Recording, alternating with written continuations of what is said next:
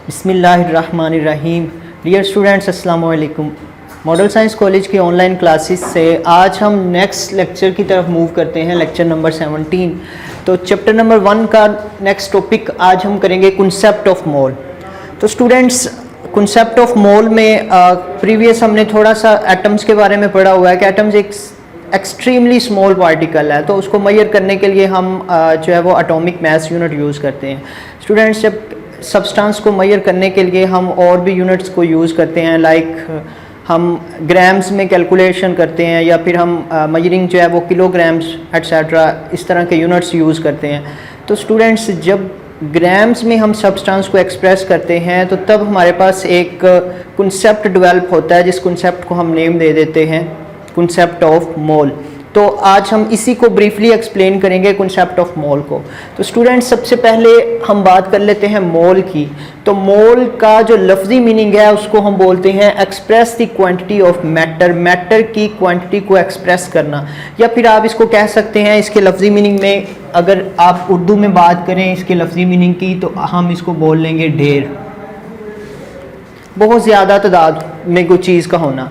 तो स्टूडेंट्स, मोल की जो डेफिनेशन आएगी यहाँ पे वो आ जाएगी atomic mass, molecular mass, formula unit mass और ionic mass of a substance expressed in grams is called mole. ये वाली डेफिनेशन जो स्टूडेंट्स है ये मर्जिंग फॉर्म में है, या आप कह लें कि ओवरऑल डेफिनेशन है। जब पेपर में आपसे क्वेश्चन पूछा जाता है define mole with suitable examples, तो स्टूडेंट्स वहाँ पे आप ये वाली जो मर्जिंग फॉर्म में इसकी डेफिनेशन है इसको आप ऐड करेंगे।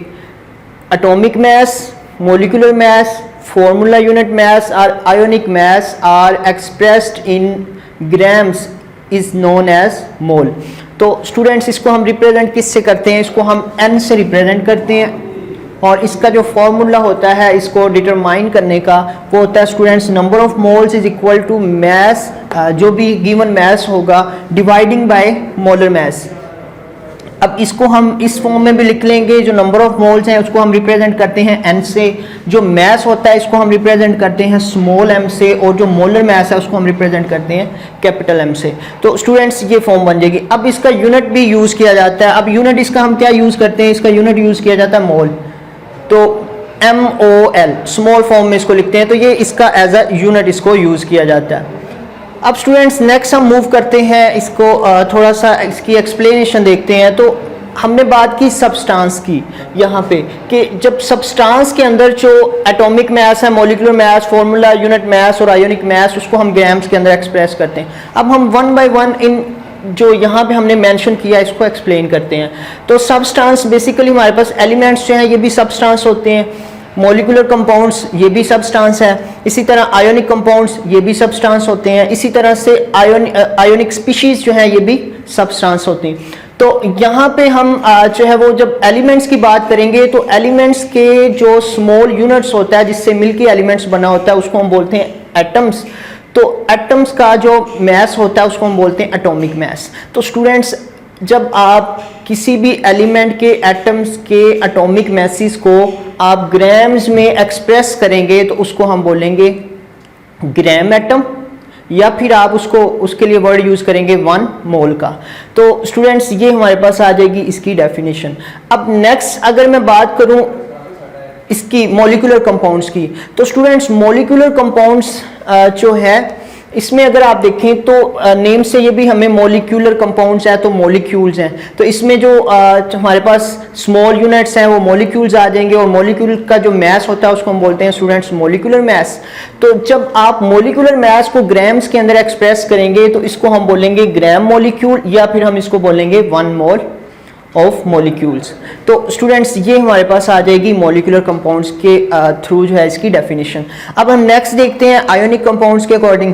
तो आयोनिक कंपाउंड्स जो होते हैं ये फॉर्मूला यूनिट्स से मिलके बने होते हैं, और इसका जो मास होता है उसको हम बोलते हैं फॉर्मूला यूनिट मास। तो स्टूडेंट्स, जब फॉर्मूला यूनिट मास को हम एक्सप्रेस करते हैं ग्राम्स के अंदर तो फिर हम इसको बोलेंगे 1 मोल, और या फिर हम इसके लिए यूज़ करेंगे 1 ग्राम फॉर्मूला यूनिट। अब स्टूडेंट्स, इसी तरह से आयोनिक स्पीशीज़ की बात करूं तो जो आइंस होते हैं ये इसका स्मॉल यूनिट होता है आयोनिक स्पीशीज़ का। तो जो आइंस का मैसेज होते हैं उसको हम बोलते हैं आयोनिक मैसेज। तो स्टूडेंट्स जब हम आयोनिक मास को एक्सप्रेस करेंगे ग्राम्स के अंदर तो फिर हम उसको बोलेंगे 1 ग्राम आयन, या फिर हम उसके लिए वर्ड यूज कर लेंगे 1 मोल ऑफ आयन। तो स्टूडेंट्स ये थी हमारे पास इनकी डेफिनेशंस।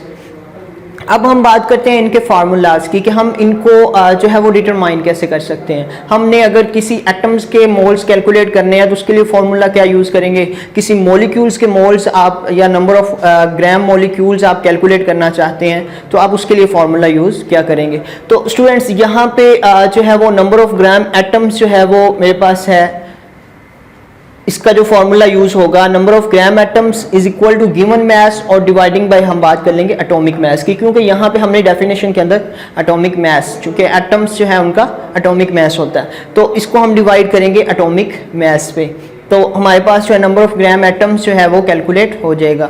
तो स्टूडेंट्स नेक्स्ट अगर मैं बात करूं मॉलिक्यूल की, मॉलिक्यूलर कंपाउंड्स की, तो उनके लिए हम number of gram molecules calculate करेंगे तो हमारे पास आ जाएगा is equal to given mass dividing by molecular मास।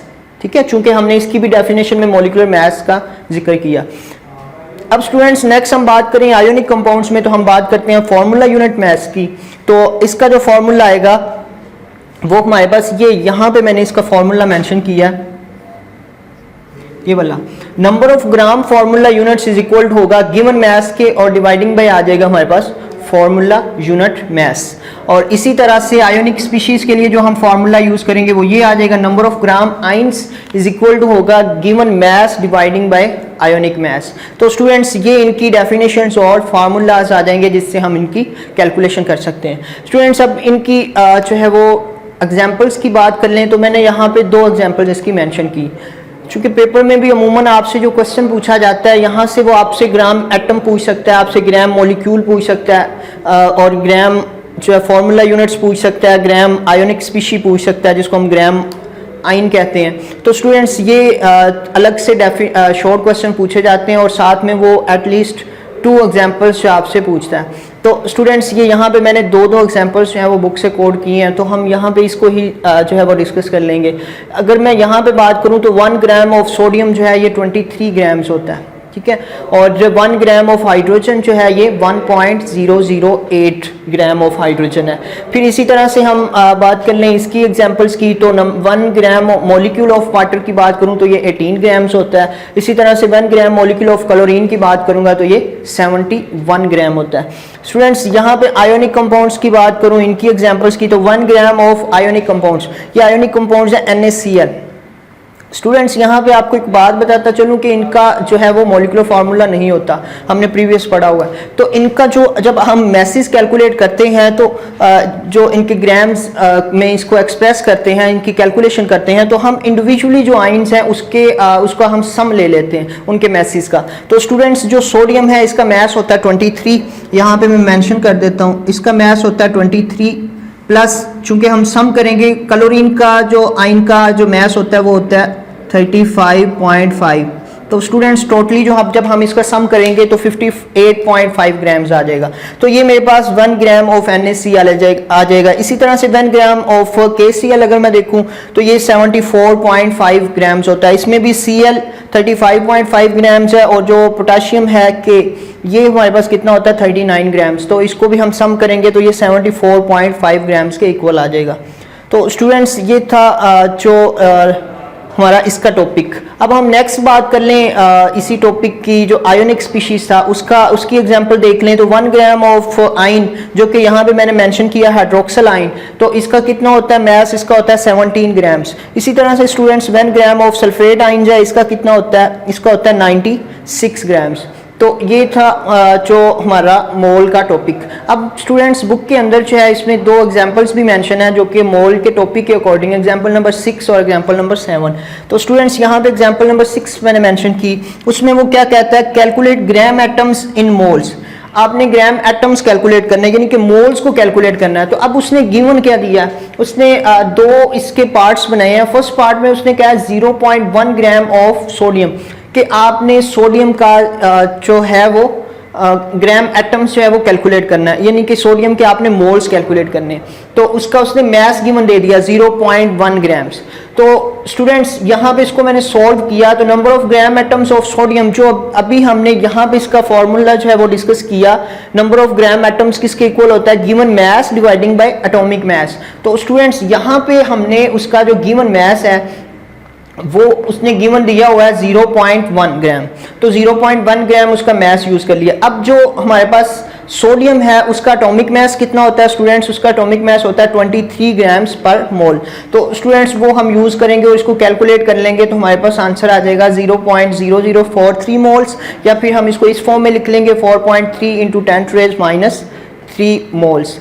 अब स्टूडेंट्स हम नेक्स्ट इसके सेकंड पार्ट की तरफ मूव करें, तो उसमें उसने क्या है 0.1 किलोग्राम्स ऑफ सिलिकॉन्स। अब किलोग्राम्स हैं तो इसका मैस जो गिवन है सिलिकॉन का वो 0.1 किलोग्राम्स। तो हम सबसे पहले इस किलोग्राम्स को जो है वो ग्राम्स के अंदर कन्वर्ट करेंगे। तो स्टूडेंट्स मैस ऑफ सिलिकॉन्स को ग्राम्स में कन्वर्ट करने के लिए जो 1 किलोग्राम्स होता है वो ये इज इक्वल होता है 1000 ग्राम्स के, या आप जो है वो इसको यहाँ पे मेंशन कर देंगे। अब मैस ऑफ सिलिकॉन जो है वो इस किलो की जगह पे आप मल्टीप्लाइंग में 1000 मेंशन कर देंगे, तो ये मल्टीप्लाइंग होगा तो ये 100 ग्राम्स आ जाएगा, इसका मैस आ जाएगा।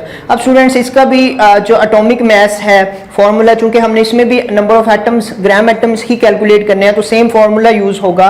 तो गिवन मैस हमारे पास 100 ग्राम्स आ गया, और जो हमारे पास इसका एटॉमिक मैस आएगा वो होता है सिलिकॉन का 28.086 ग्राम पर मोल। तो इस पे हम इसको जो है वो डिवाइड करेंगे, तो हमारे पास आंसर आ जाएगा 3.56 मोल्स। तो ये था स्टूडेंट्स हमारी एग्जांपल नंबर 6। अब हम मूव करते हैं एग्जांपल नंबर 7 की तरफ। एग्जांपल नंबर 7 में स्टूडेंट्स वो पूछता है calculate the mass of 10⁻³ moles of magnesium sulphate. एक आयोनिक कंपाउंड उसने दे दिया आपको। अब उसने कहा कि ये आयोनिक कंपाउंड्स का जो नंबर ऑफ मोल्स हैं वो 10⁻³ है, लेकिन उसने अब क्या कह दिया आपको कि आप इसके मैस कैलकुलेट करें। तो स्टूडेंट्स मैं थोड़ा सा इसको करूंगा, आप इसको असाइनमेंट के तौर पे खुद जो है वो प्रिपेयर करेंगे। फॉर्मूला हमने जो यूज करते हैं, मैं यहाँ पे शॉर्ट फॉर्म में लिख रहा हूँ, हम यहाँ पे यूज करते हैं number of moles is equal to given mass, और डिवाइडिंग बाय भी हम यूज कर लेंगे, चूंकि ये आयोनिक कंपाउंड्स है तो हम यूज करेंगे यहाँ पे फॉर्मूला यूनिट मैस। तो ये यहाँ पे मेरे पास आ जाएगा फॉर्मूला यूनिट मैस। तो स्टूडेंट्स मैग्नीशियम सल्फेट का जब आप फॉर्मूला यूनिट मैस कैलकुलेट करेंगे, तो जो इसका टोटल जो आपके पास फॉर्मूला यूनिट मैस आ जाएगा उसकी हम कैलकुलेशन इस तरह से कर लेंगे। जो मैग्नीशियम है इसका होता है 24 प्लस सल्फर का होता है 32 प्लस 4 जो है वो ऑक्सीजन के एटम है, तो एक ऑक्सीजन का होता है 16। तो ये टोटल जो हमारे पास सम ऑफ होके आ जाएगा वो आ जाएगा 120 ग्राम पर मोल।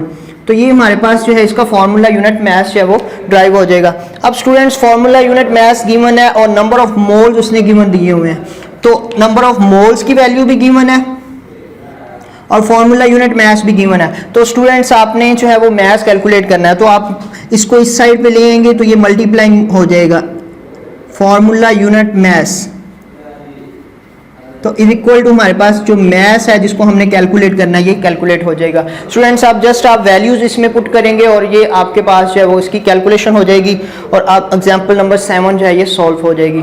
आज के लिए इतना ही, इजाज़त चाहता हूँ, अल्लाह हाफिज़।